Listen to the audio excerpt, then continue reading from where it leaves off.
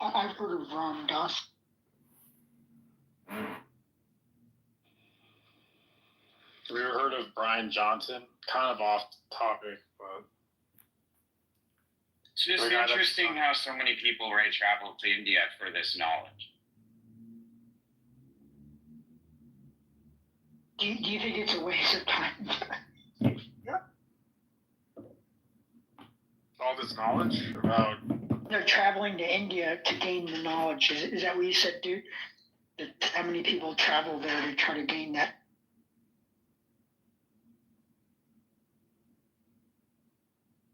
Yeah, I mean, there's old counterculture. In the late 60s, there's a hippie trail. And there's a lot of people that travel to India.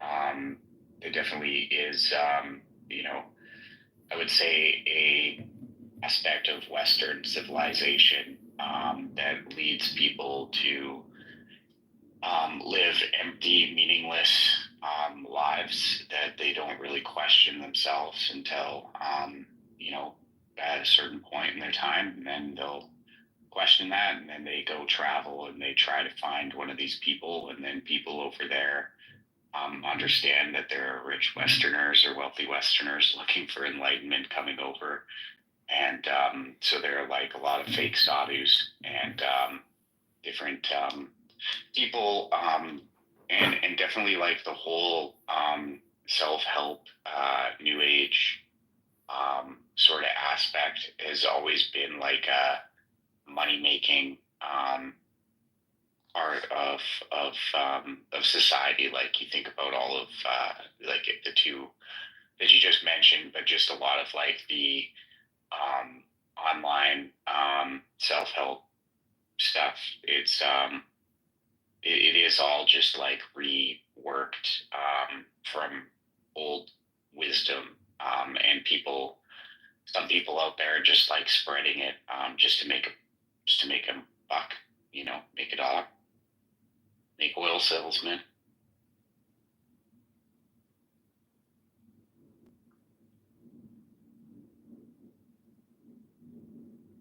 So I said both sides are occurring, is that there are people in different structures of I guess ways of living that are just unnatural and are leading towards unhappiness that lead people towards the East, and then there are people in the East that are aware of that and kind of capitalize on that. But there is also I think a great deal of going to experience the culture in the landscape is a real experience that is worth traveling for compared to most experiences that people travel for. Have you been to India? Not yet, just Nepal. Oh, that's even better. And I wasn't really I didn't plan on it. I just started seeing some girl, and after a few weeks just after a short little bit, she asked me to go, and I hopped on the opportunity. Wow. That's on my bucket list. Do you meditate on a regular basis, Kyle? Yeah, I kind of had to. Or else you were going to go completely insane? Well, attention wasn't necessarily my forte. Mm. And this is the thing about meditation, is a lot of it is based off of awareness and attention. And they use the word mindfulness, in the West. But we're constantly, as we're living, being bombarded by streams of information, and what are we paying attention to? There's a internal lived experience as we're walking throughout life, and I guess a person could even meditate while they're working, right? They can meditate at any point in any day at any time, and it's just strength. Like it's at first it's just all it is strengthening the attention network. So, like, what are you attending to in the mind, sort of thing? Like, is it a thought about like a past experience or regret, future anticipated experience, like a schedule, a stress, something stress? Like, what are people thinking about? What are they attending to in the mind? And to clear that up as much as possible to attend to real life as it's happening in the now as much as possible without minimal mental distortion or chatter. And like, and the reason for this is because like the Four Noble Truths, a lot of people are suffering because they're superimposing their opinion onto reality. And that is an attachment to like a view that isn't real. So it's clearing the filter of the mind as much as possible. And so after just working on awareness and attention, it goes much deeper than just that.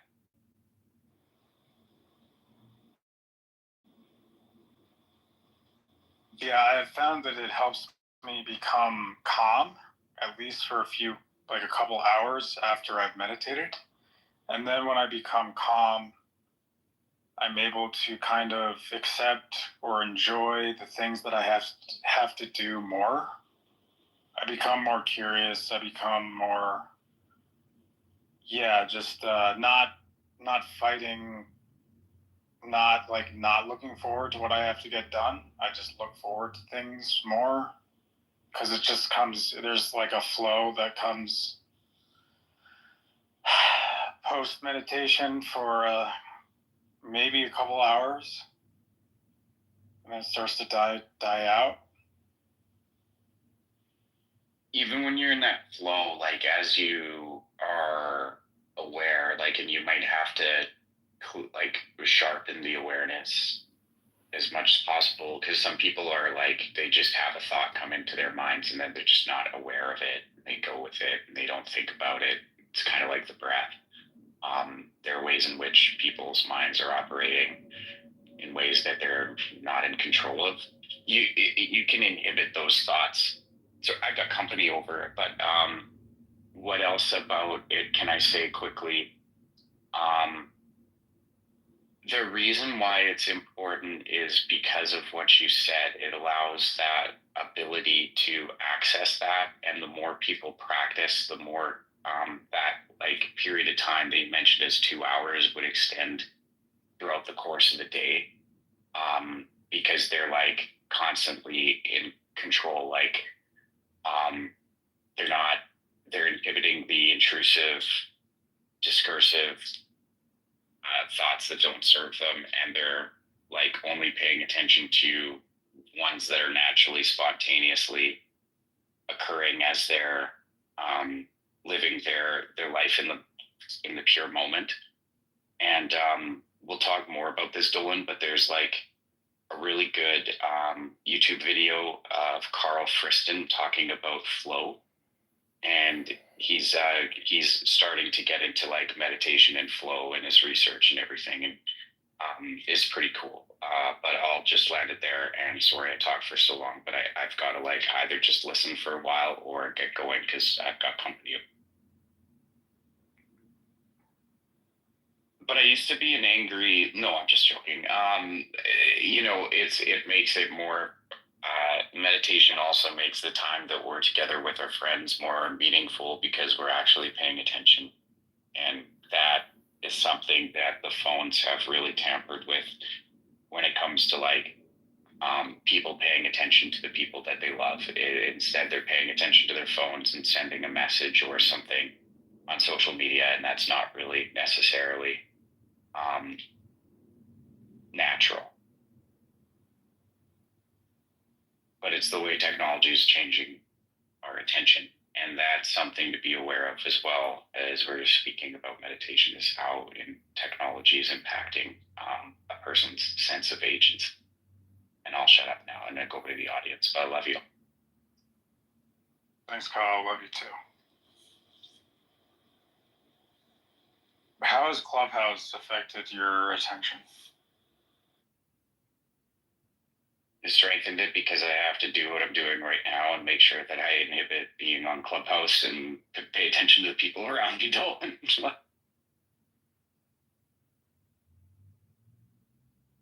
Hey, dude, I posted a link to, I think the video was the Carl Friston on flow. Thanks.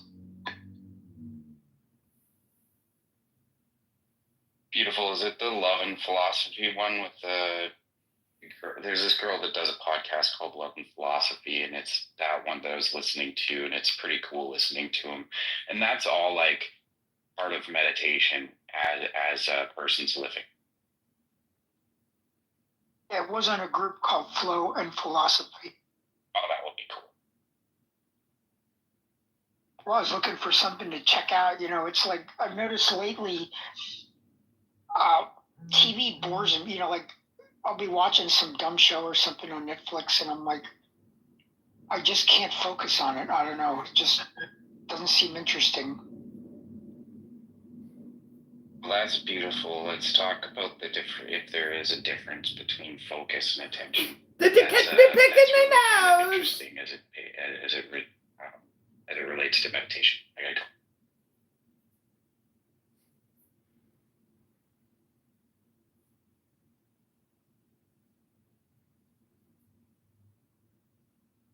I think that Steve Huberman was talking about building. There's go and no-go circuits in our brain. So do you mean Andrew Huberman or Steve Huberman? I think it's Stephen Huberman, I believe.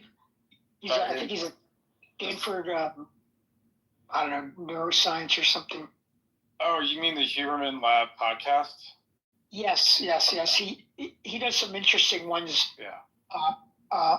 And he's done a lot of training. Like I think he's done a lot of training for special operations and stuff. He's trained soldiers on using breath work to reduce mental stress, which is interesting because you can actually change. Well, you guys all know that you can change your stress level just through breathing. Which is so crazy.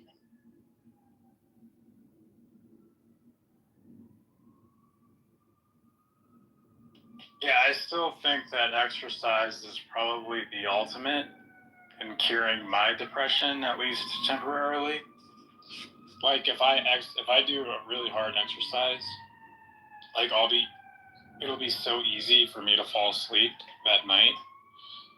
Like no matter what is happening the next day, no matter, it's just, exercise is just, yeah, it's amazing. I read somewhere, I forget where, and I wish we had some of these neurobiologists on the stage so they can tell us when we're talking out of our ass.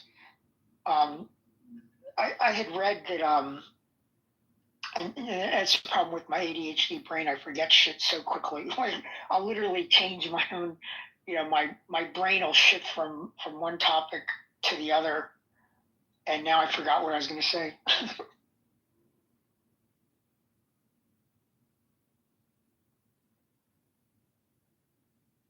Oh, right. The go, no-go circuits. Yeah, Huberman was doing something on that. And, I hadn't thought of it because we get so conditioned, through phones and things like that. And I think a lot of you have probably done this. I know I was doing it. My phone would vibrate and I'd immediately pick it up. And it became like a Pavlovian response, And Steve Huberman was talking about that, and he said the way you can untrain that, train the no-go circuit. So the go circuit is what makes you want to grab the phone. But you can train the no-go circuit by when you want to grab the phone, resisting the urge, and you can rewire your brain to no longer, pick up the phone every time it vibrates. I thought that was a pretty interesting thing to learn and to start applying.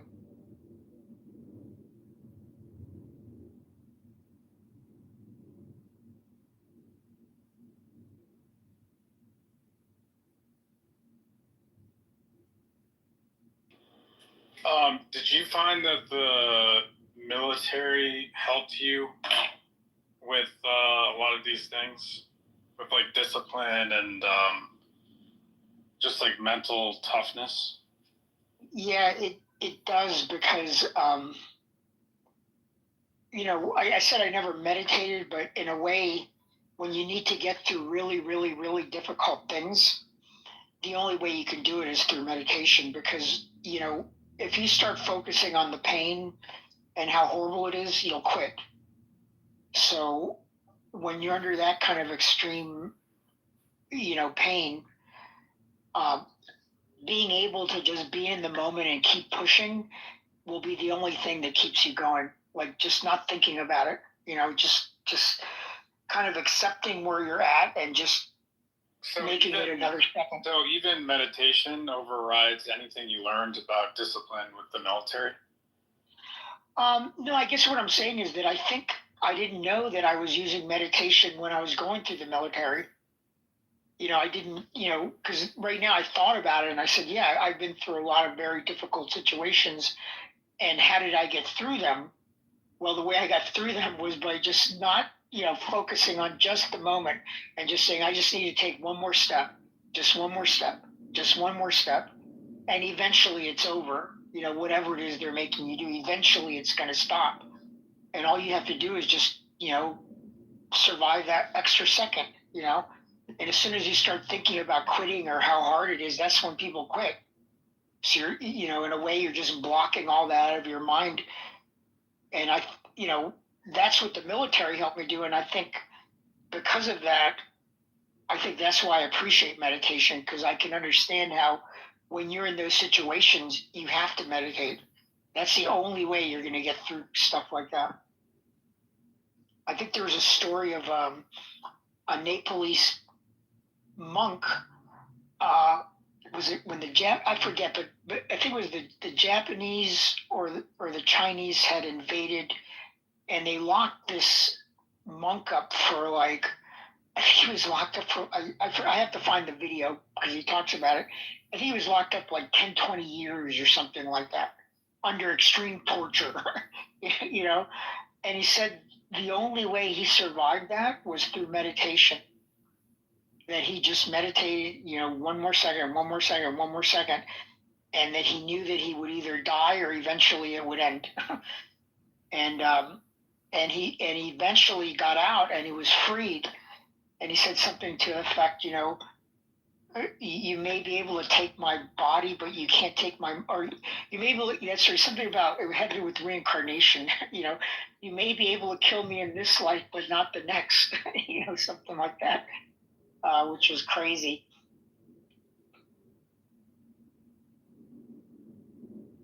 Imagine being in prison for like 20 years, getting beaten, and just having, how could you survive that? Like everybody would want to just quit, instantly.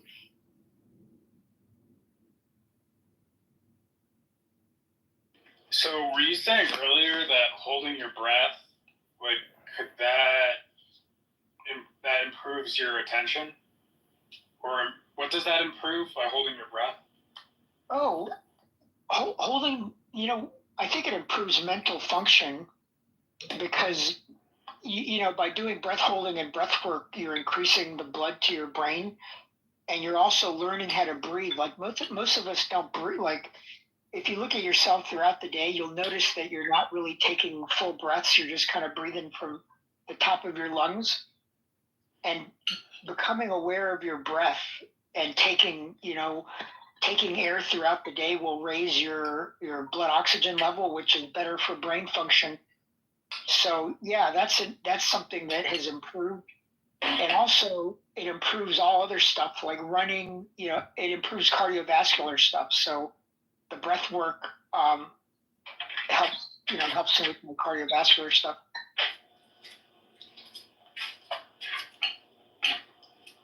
Which makes sense, right? If you can increase your oxygen utilization and your CO2 tolerance, it means you can run harder and longer, You say you meditate, Dolan? Do you meditate? Yeah, I mean, it fluctuates. Like, I'll go months of doing it like every day, and then I'll take long breaks. Like, I'll go weeks and months, and even, I'm not consistent. That's my problem. But I do find it's just hard to sit there, and do it. Because I have ADD too, so it's, it's hard. Actually, the dive tables might help you too, because that's the problem I was having with meditation. You're just not doing anything, right? But the dive, doing something like controlled, breath holds gives me that distraction. I don't know how to explain it, but it gives me something to do. So I'm not doing nothing while I'm holding my breath or while I'm meditating. And I think that makes it, I think it enhances it. I think my meditation is better and my breath holding is better by combining the two. They kind of help each other. And the other thing for you, and this is another thing that I learned that I think was hugely instrumental for my type of brain. Habit stacking. Have you heard of habit stacking? I think I read about that in that book. Have you heard of that book, Atomic Habits? No, I haven't read that one, but I forget where I heard about habit stacking, and I started doing that. And it's a good way to create a habit. Like, the meditation, what I do is I told myself, I said, first thing in the morning, before I pick up my phone, I'm going to do this. And it only takes like a minute and a half. So it's not like a big commitment, like if you can't wait a minute and a half to check your fucking phone, like what the hell is wrong? So do you have major checklists? No, I don't, but I generate patterns in the day, like I have to have patterns in my day, and that way I don't need a checklist, so like, and I know this is going to sound Rain Man-ish, but that's how our brain, that's how we're able to operate, is by, having set things that we don't have to think about, right? So I get up in the morning and without thinking, I'll do the gratitude practice. And I just do, I hit probably about 90% of the days I'll do it. There's some days where I'll miss, I don't kill myself over it. And then I love to have an espresso first thing in the morning. And now we're talking about a habit, right? Some people might say it's a bad habit. I don't know, but I like an espresso first thing in the morning. I do find that caffeine kind of increases my anxiety, and I find that I actually find that when I don't have coffee, I'm actually happier, but I have more energy when I drink coffee. So, and I think I have maybe a little more awareness, but I'm not as happy as I would be if I did not have coffee. Oh wow! Well, I've blown that one because that's become a habit, and like now I look forward to it, and I like the taste. For me, it's really not the effect. I really like espresso with heavy cream and sugar, and it just tastes good, so it's more, I think for me, it's more of a food thing, not so much the caffeine end of it. But since I did that every day and I wanted to start exercising, I said, okay, after I drink my espresso, I'll go do a super quick workout, and I'm talking like super quick, like 5 pull-ups, 10 push-ups, 15 sit-ups, and like 30 squats, air squats. And that way I'll get one tiny little workout in the day, so if nothing else happens, at least I've done that. And then I build upon that, and I have a set schedule. So like after that, I'll walk my dog usually, and I count that as my exercise. And then when I get back, I do some work, as I call it. The work is the stuff that pays the bills. I'm a patent attorney, in case everybody's looking for a patent attorney. Do you find that your dog makes you happier? Oh yeah. Oh my God. Yeah. I've lived with dogs my entire life. I could not live without a dog. I don't know what I would do if I hadn't had dogs my entire life. My dog's like by my bed right now. She's like, they get you high, right? They've done studies, and Wiesem would probably know about them. Does your dog alleviate anxiety for you too? Oh yeah. like I could not only anxiety but everything. Like I could be feeling completely horrible, right? And then all of a sudden, my dog will come up and it wants attention and give me attention back, and all of a sudden I'll feel great. Dogs are incredible. I've got a Belgian Malinois. She's crazy. This dog is insane, just like the owner. I took her on an 8 mile walk the other day, and she gets back and not even tired. She wants to do like another hour.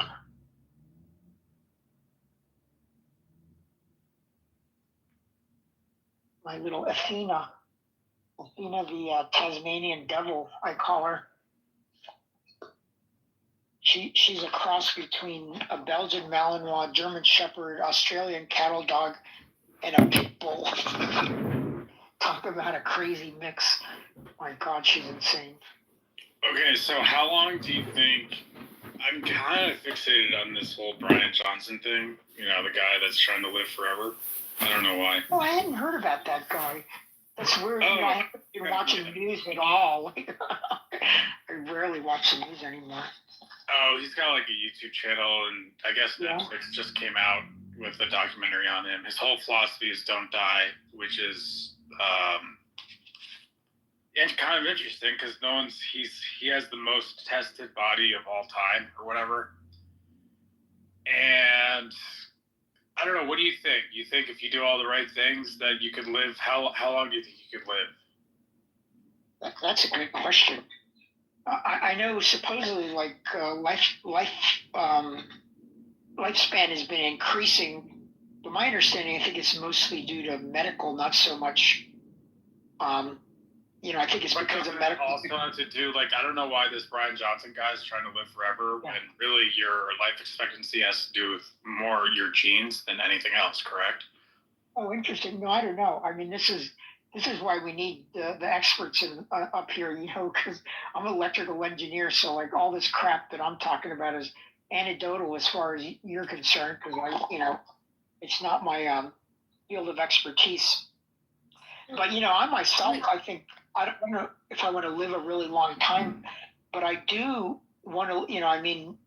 I want to be as healthy as possible for the people that depend on me, and that's really my motivation. Is like, frankly, and I've said this before, and it shouldn't sound too bad, but like, if I didn't have people dependent on me, I don't need to be around. Like literally, I have no mission on this earth if I didn't have people that depended on me. So I live with people that depend on me. That's why I'm here. So I was actually talking about that guy, Brian Johnson or whatever, earlier tonight, because he had posted recently that his average body temperature is like a low-grade fever. Like it was something like 96 or 97, and a whole bunch of people weighed in on that because he's touting this as like some kind of, oh, I must be aging more slowly because I'm using less metabolic processes and this kind of thing. But what he does not seem to realize is that the human body temperature is fine-tuned to avoid parasites and viral replication and all these other things. And like the fever mechanism is the extreme end of that. And even like fungi and whatnot can survive, like your body temperature is just outside their survivable range. And so by lowering the body temperature like that, he's claiming it means one thing, but he may actually be opening himself up to all kinds of other pathogen problems, which I'm curious to see if his supposedly super, age-defying body will be able to handle significant onslaught just due to dysregulating temperature that much. I don't know. So I don't know. I mean, the other thing is that there are different ways of approaching longevity, and he has a very like tech bro kind of approach, and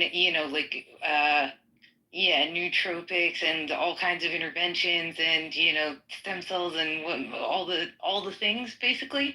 And I don't know that I'm not confident that we have enough data to know whether those are successful long-term strategies like some of the things he's doing.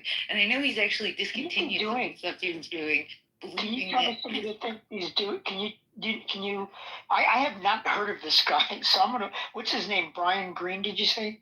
Brian Johnson. He has a Brian YouTube Johnson. channel. Yeah, Okay. just called Brian Johnson. And I don't know. Do you have Netflix? I haven't seen the I have documentary. Netflix. Yeah, I don't know. I haven't seen the documentary they did on him on Netflix, but I guess it was like a big hit or whatever. I'm gonna check it out. Sounds interesting. Yeah, I think he wrote a book called Don't Die as well, but it didn't get very good reviews. Do you know what kind of things he practices? I know nothing about this. I know that he eats like the same thing every day. He has this like pudding that he eats a lot of nuts and berries, but then he eats like cauliflower and broccoli as well. I think he said he was on the Club Random podcast with Bill Maher the other day, so I watched some of that. But yeah, he eats like 2 to 3 meals a day, but he eats like small portions. He'll exercise every day for like 30 minutes, I think, and but then also he makes sure like the air in his home is really clean or whatever, an air purifier. And like I guess he just recently he took his son's blood and like injected it into himself, like his son's stem cells or whatever. I don't know if it was stem cells or blood. Like he took the blood of a younger person and like injected it into. Yeah, so like he did the whole stem cell thing. And is he a tech billionaire? I just did a quick search. Was he a tech billionaire? Yeah, he was he sold his company to PayPal or whatever. So he's a billionaire. But so he spends $2 million a year on trying to reverse his aging, or what do they call it? Escape velocity. You know, this is my opinion, but you know, if I had that kind of money, I wouldn't waste it on myself. Trying to extend I would use it for something good, you know, like actually helping people, like my family and friends and stuff, you know. Just think if he got his wish and he lived to be 10,000 years old. Well, one of the interesting things, he does meditate, I think, twice a day, in the morning and at night. And he said that his favorite time of the day is like exercise and meditation. So, I don't know. It's just, I figured you might be interested in it. But yeah, for me also is stress, right? Like if you can alleviate your stress as much as possible, I feel like you have a much better chance of living a lot longer. I think stress is like in all animals is a major factor. I know for fish, for example, I raise, you know, for my profile, I'm an inventor and I built a greenhouse that grows fish, plants, and mushrooms. And the fish, you know, you put them under stress and they'll die, you know, pretty quickly, whether it's chemical stress or other types of stress. So the other interesting thing is that he measures his erections of his penis every night. So that's actually really interesting because apparently like the more erections you have, basically, like when you're asleep, like the healthier you are. Well, shit, I'm Hercules. Your ability to like maintain an erection and just like if you're walking around all day with an erection, it's a good sign. Wow. Okay. Well, you know, it's interesting. I at one point I was kind of tired or whatever, and you know, I kept hearing about low T. You know, low testosterone. I'm 66 this February, so I had my doctor test me, and of course, you know, it's Kaiser and. You have to like convince them to, you know, like she's like, why do you want to test it? I go, I don't know. I want to know where it's at. She's like, well, do you think you have a problem? I go, I don't know. That's why I want to test it. Oh, you want to test your penis? Testosterone. You know, my testosterone levels. Yeah. And well, I'm saying I had to talk the doctor into doing it, and I'm paying for fucking health insurance anyways. Yeah. So I had to test it. And, you know, it came back for like, you know, I have a testosterone of an 18 to 21-year-old. And I thought I was like, wow, that's great. You know, I have all this testosterone. But then I heard that it also increases the probability of prostate cancer. So, I didn't know that part of it. And one other thing I didn't realize until recently, that cholesterol can also increase your testosterone, even though cholesterol is generally considered to be not that good for you. And you get a lot of your cholesterol from eating meat, right? Or whatever. But yeah, I'm pretty sure Johnson does not eat meat, and but he doesn't claim that meat is necessarily bad for you. That's just his regimen. So yeah, I guess meat. The founder of Whole Foods says that meat is bad, so I'm gonna go with what the founder of Whole Foods says. Because they can increase your chances of heart disease, cancer. I'm wondering though, whether it's the way we raise the meat. Like for example, I'm from Ecuador, and there's people that will, they're living they live into the hundreds. It's considered a blue zone, and these are peasants, that are living on a farm. Not even a farm, a house with a backyard. They'll have a couple of cows or chickens. And when you say blue zone, do you mean happiness levels are high? No, there's a book called Blue Zones where some guy studied places that had people that were, what do you call people that are 100-year-old octarians? I forget the term. That had the highest population of people that live past 100. Okay. And he identified all these different, that he called them blue zones. And, there's still, there's places that are eating meat and chicken, etc. However, it's not being raised the way we raise it. Like the meat that we're getting, pesticides, GMOs, all that. Yeah, it's not healthy. Steroids. Now the meat they're eating, like a chicken they raise and a cow that they raise, perfectly fine. And again, they don't overdo it. They're not eating just burgers. They'll have some meat with some salad, etc. And they're fine. But of course, here in the Western world, in the United States, we have the whole middle aisle of the supermarket that you're supposed to avoid, right?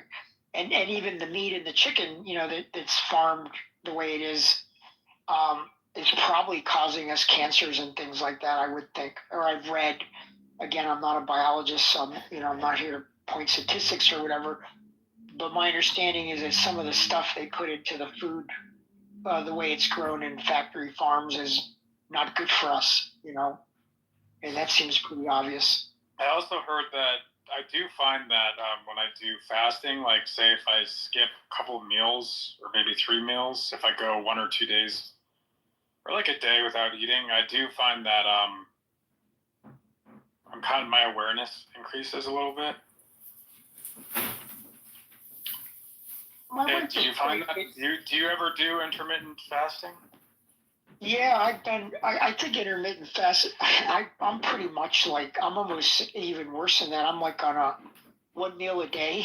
It's just kind of evolved to that. I was doing intermittent fasting, and then eventually it just became like a 1 meal a day sort of situation. And I know a lot of people find that really weird, but my body's just gotten used to it, and it's very convenient, because I only have to eat one time, and that's it. And it's mostly because. Do you eat meat? Well, we do, but not a lot. Like my wife, she cooks for us, and she varies it really well, like pasta and fish, chicken. But yeah, I guess I do eat meat, but not. I guess what I'm trying to say is we don't have it all the time, and it's pretty varied between poultry, fish, and you can't meditate, buddy. You can. And cow. Mm-hmm. How about yourself? Are you vegan? Yeah, at this point, I'm pretty much a vegan at this point. Yeah, I've been a vegan for like at least 2 years. You don't want to hear the argument, and the end of it there. I was like, "Are you freaking kidding me?" Yeah, that was like. And then I was accused of stonewalling, by the way. I was the one. Yeah, so he wouldn't give the argument. Like, today, because this is one thing that's kind of been really going on. I'll stay up for a few hours and then I gotta go lay down and go to sleep. I apologize. Yeah, go ahead, man. No, I already sneezed it out. Because they're emotionally like 10. And I wonder if that's, just, I mean, that just seems to Also, Uber's still are of this generation. Like, did you find it, Jeff? No. What? Oh no. Are you serious? I hear it. I definitely hear it. Okay, good. Oh my goodness. Can you do the find my? Can you do the find my thing? Usually you can do that in your map because your car is you have the keys. Haven't done it in a while, so forgive me for not knowing. Yeah, I don't think it'll tell me. Oh, is that my car? I don't think it'll tell me what floor it's on. Okay. You can if you change. I found it. You did! Good. Somehow I thought I was on the 4th floor, but I'm on the 1st floor. I don't even know how that's possible. Oh my gosh. That was the only floor I didn't look at. Yay, I feel better now. Me too. I don't know how I got it in my head I was on the 4th floor.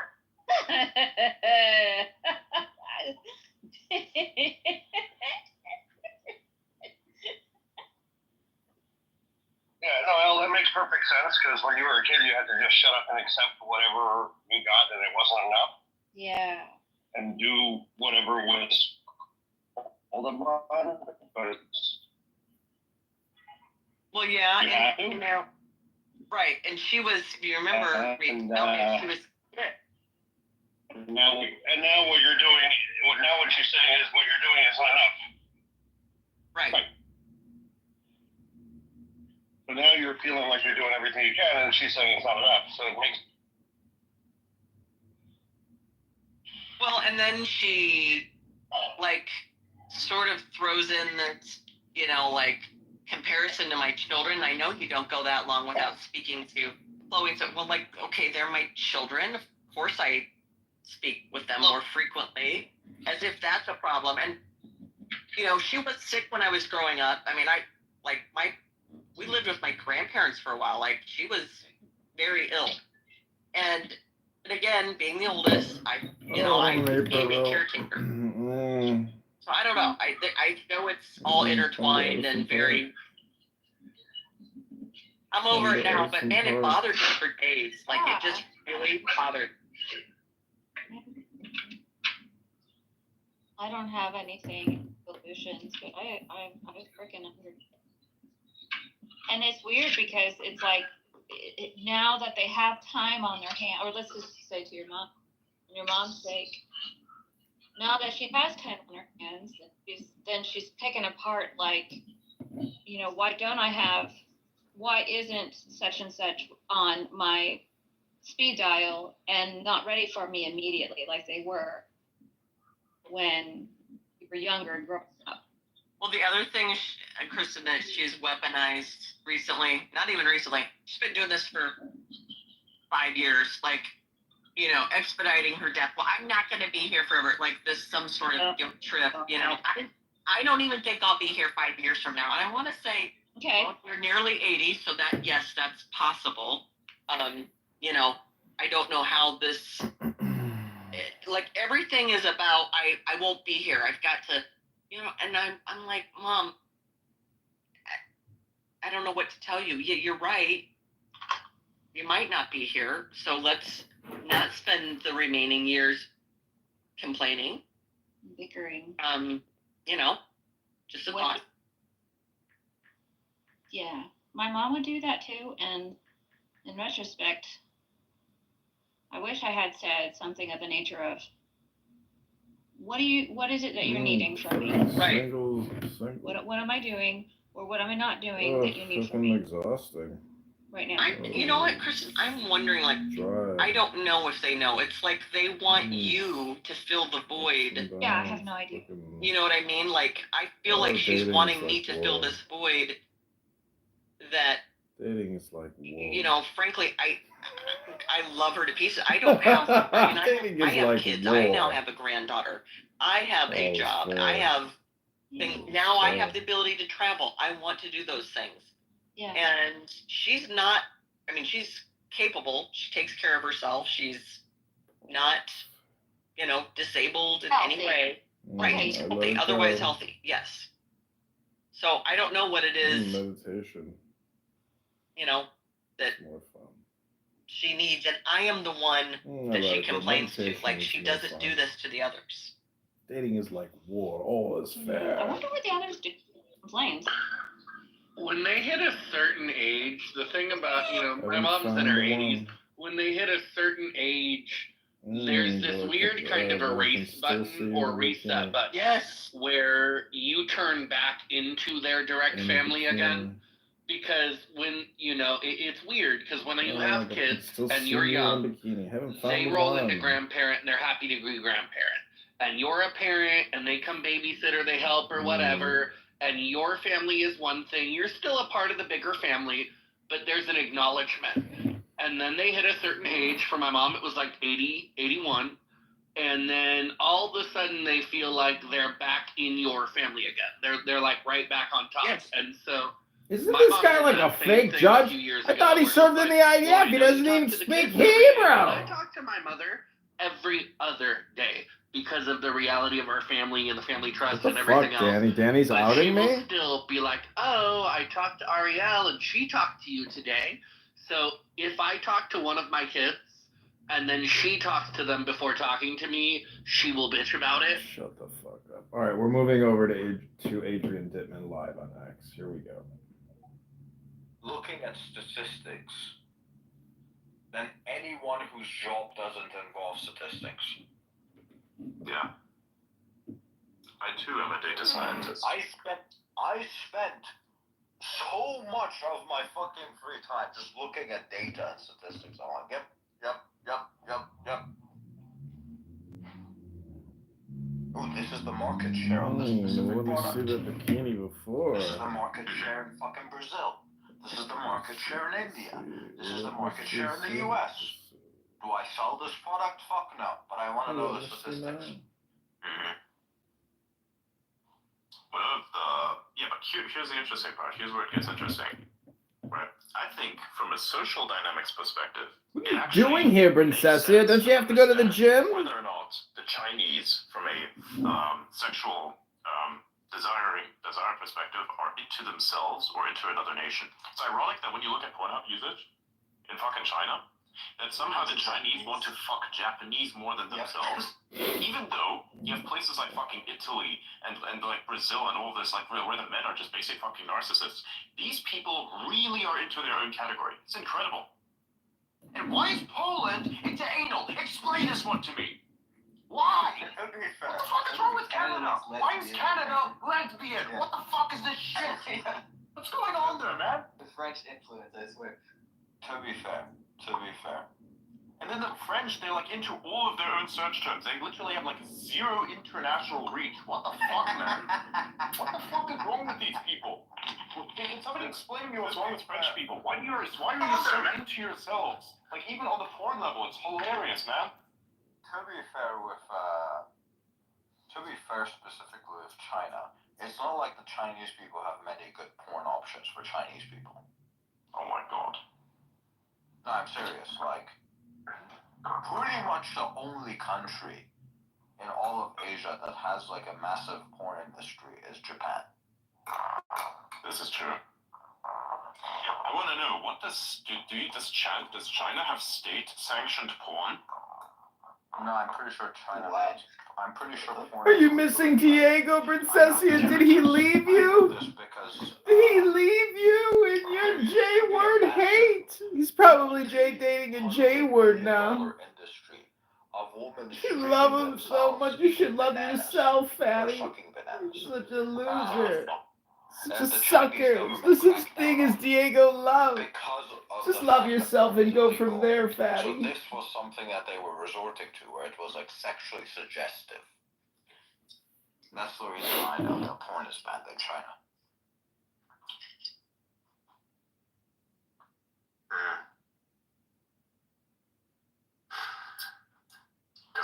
I guess you know, when you looked at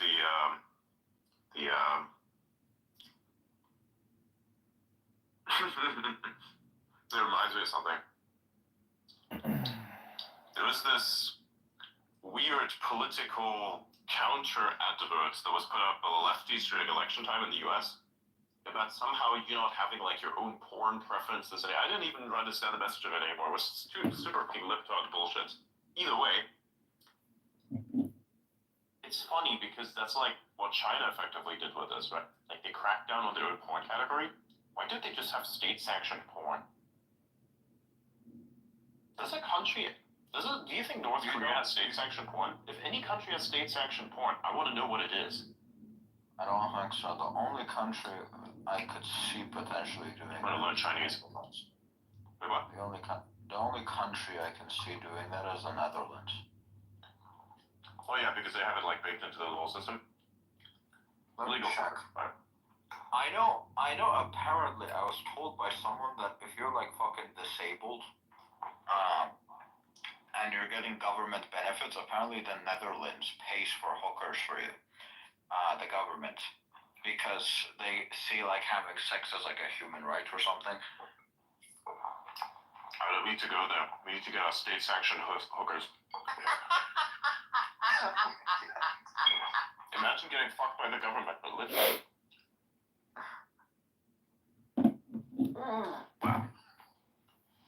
Does that mean that if I pay taxes there, my tax dollars are fucking someone else?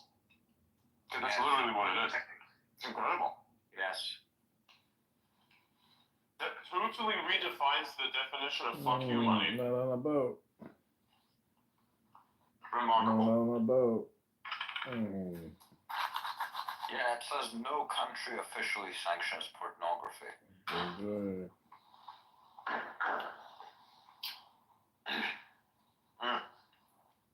But not for real though, I think I need to start learning Chinese. Which Chinese? The most popular version of it, the one that's like used by the general population, especially when it comes to anything that's like communicating. We're talking Mandarin, but with Mandarin, are you talking specifically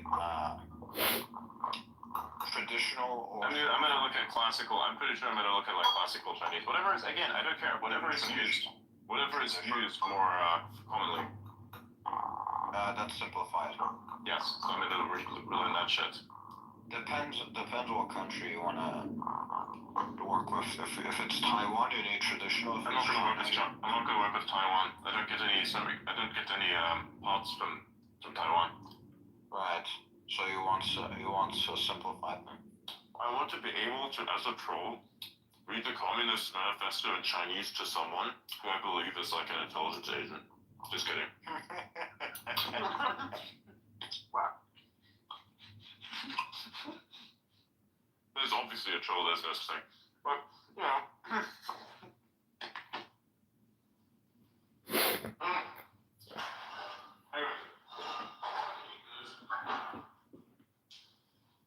I'm gonna eat this steak, and then I'm gonna start exercising massively.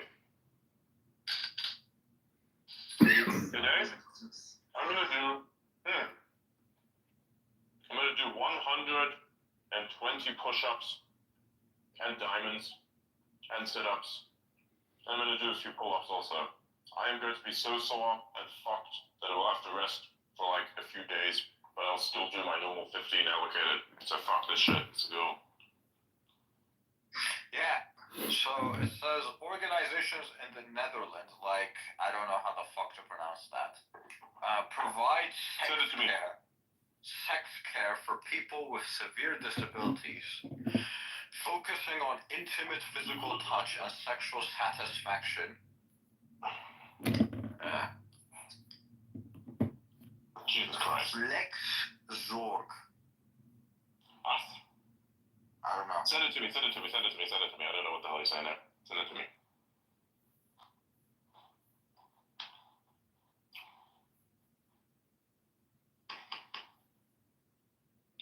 What the fuck is this shit? How the fuck should I know? Flixorg? Flixorg? I don't know, maybe. Flixorg. I think. Okay, I don't know. The most racist way to pronounce that thing. I don't know. There's like zero way that that's happening.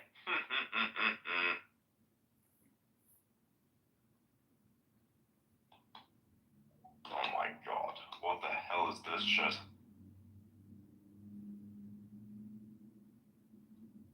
It's like 4 hours. Like, what the hell? I'm looking at some like random shit that's coming across my timeline. For some reason, my post about the Super Heavy Booster catch is performing like hella. That's a good post. I like that one.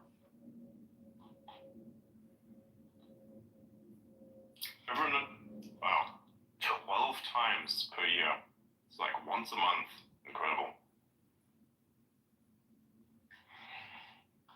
So it's like it's basically like sex in the Netherlands is like paid leave. That's weird. Wild. I don't think anyone truly understood the Socrates meme. Not Socrates meme, sorry. The Kaiser meme.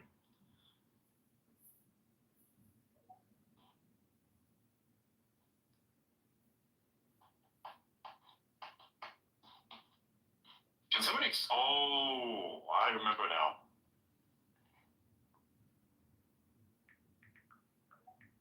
And by the way, did you guys see this? The CIA is becoming based again. Really? Holy shit! Fucking yes! Hey, what? So lightning just struck right next to me. Okay, that storm is going to be on top of me in like 2 minutes.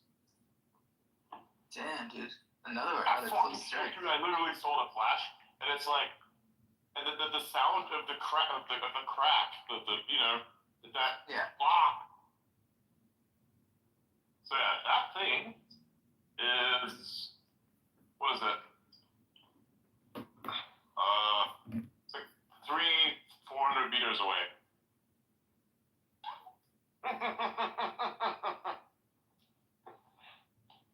You know, this one time, I was outside, I was doing my thing, I was chilling, having a communication with someone. I was looking at someone, man, that thing's coming awfully close. It was raining, it was doing well. And then all of a sudden, I was looking at this mountain in front of me, I had this feeling that lightning was about to strike right fucking there. And literally 10 seconds or so after that, fucking lightning directly struck that bitch. I was like, alright, time to go outside. Yeah. Don't blame you. Fucking straight up, man. I've never seen him that close before.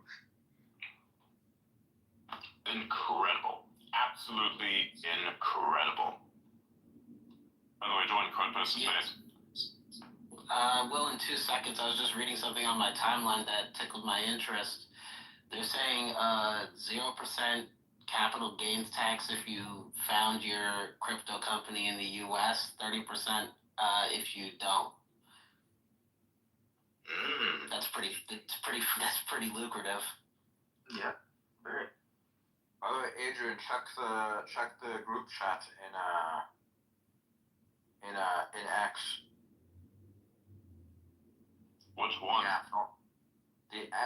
the best one. You know that one. Best group chat in the world, that one.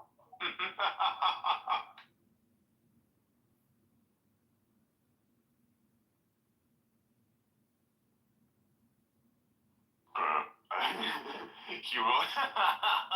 That is funny. Don't die. He will if he doesn't watch the anime. Yes, this is a threat. And then the fucking cat.